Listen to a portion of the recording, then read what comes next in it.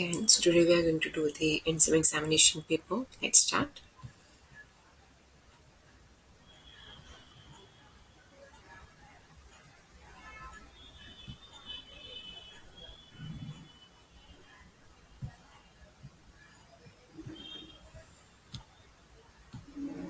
Okay, first question is explain how unstructured data is transformed into format suitable for machine learning models. Then you have to summarize the importance of legal classification and then how TF-IDF for word embeddings can be used to extract features of complaint text. First is about unstructured data, which is images, text, videos, and it can convert it into structured numerical formats. How? First step is text cleaning. We will remove the irrelevant characters and then convert text to lowercase. Second is tokenization. We will split the text data into individual words or tokens. Then is stop word removal. It will remove the common words like the, is, okay. Then is lemmatization, which is we will reduce words to their root forms. Then is feature extraction, which is TF-IDF, which will convert text into sparse numerical vectors. Then is structured format, will represent data into numerical vectors or arrays. Then is importance of legal classification. So it plays a very important role. How? We will see. First is streamlining processes. It will automate the categorization of complaints into appropriate legal categories. Then is improved accuracy. It will reduce human error in classifying complaint. Then is faster resolution. It will prioritize and routes complaint into the correct department. Then is ensures fairness. Will provide consistent handling of grievances. Then is enhances scalability, which handles large volume of complaints effectively. Then how TF-IDF word embeddings can be used? TF-IDF it will identify important words in the complaint by assigning weights based on the frequency in document and rarity across corpus. Like theft of mobile phone, it will highlight theft and mobile as important terms. Then is word embeddings, which will and purpose is map words into dense vectors capturing symmetric relationship. An example is theft and robbery will have similar embeddings. Okay, so these both methods help in transforming complete text into a format suitable machine for machine classification. Then we have explain life cycle of data science project and complete the following table. So here we have first is stage, then objective, then key details and tools. Problem is then first is define the problem. We'll first understand the problem, which type it is, like business problem or research. Then we will write problem statement, outcome and scope of that problem or project. Then we will then discuss it using specific discussion groups or normal discussion groups. Then is data collection. We will gather data from relevant sources. Then we will, it is whether data is structured, semi-structured or unstructured. We will use SQL or scraping and Python. Then is data exploration and pre-processing. We will analyze and clean the data. Then we will handle missing values, and then we will use Python or Matplotlib or Cpon. Then is feature engineering. We will select or create features to improve model performance, which is feature selection, extraction, transformation, then feature tools. Okay. Then is model selection and building. We will choose and build machine learning models based on problem. Then the key details will be selecting algorithm. Then we can do it through Python. Model evaluation will assess the model's performance and unseen data. We will use metrics like accuracy, precision, and recall, and then we can use it through Python. Then is model deployment, which will deploy the model into productive environment, and we can use APIs and AWS.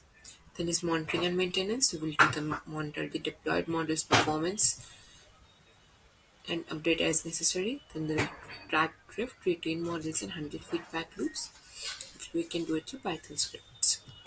Then is communication and reporting. We will share finding and insight with stakeholders. So we will visualize through dashboards and reports. Then we can use Power BI or Python. Then next question is explain the role of text mining in automating grievances. So next question is role of text mining in automating grievance redressal system and key steps involved. First is role. So it is automated categorization. Text mining will classify complaints into predefined categories without manual intervention. Then is sentiment analysis. It will identify the tone of complaint, whether it is positive, negative, or neutral. Then is efficient query handling. It will automatically identify key information. Then is pattern recognition. It will detect trends or recurring issues. Then is improved accuracy, which will reduce human error interpreting or classifying complaint. So key steps involved is text cleaning. It will remove unnecessary So it will remove unnecessary characters, punctuation, and special symbols. And its tokenization will split data into individual words. Then removing stop words will remove common words. Then stemming or lemmatization, it will reduce words to a root form. And vectorization, it will convert that form into a vectors. Then is right the concept of linear regression, how the best fit line is determined and right algorithm for linear regression. So linear regression it is a simple and useful tool. It's a simple and useful tool for predicting quantitative response. The relation between input variables as x and y as are input and output variable, and here this beta it is an unknown coefficient, and this unknown coefficient will lead us to the best fit, which can be found by the minimizing the residual sum squares or sum of difference between actual ith value and predicted ith value. How to find the best fit? So we can find it through three ways. First is matrix form. We can solve that closed form equation for coefficient to vector, where x represents input data and y represents output data. So this is used for smaller matrices. And okay. So next form is gradient descent form, which is the first order optimization algorithm. We can find the minimum for convex function by starting at an arbitrary point and then repeatedly taking steps in downward direction, which can be found is taking the negative direction gradient. Okay. Then after several iterations, we will eventually converge to the minimum and find the value. We can get the value. Then is stochastic gradient descent, which will it is instead of taking a step after sampling the entire training set, we can just take a small batch of that training set and we can evaluate for our next step. Okay. Then is explain the key difference between k-means clustering and hierarchical clustering, and what are the advantages of hierarchical clustering over k-means clustering. So k-means clustering and hierarchy. Okay, and I will just read on points.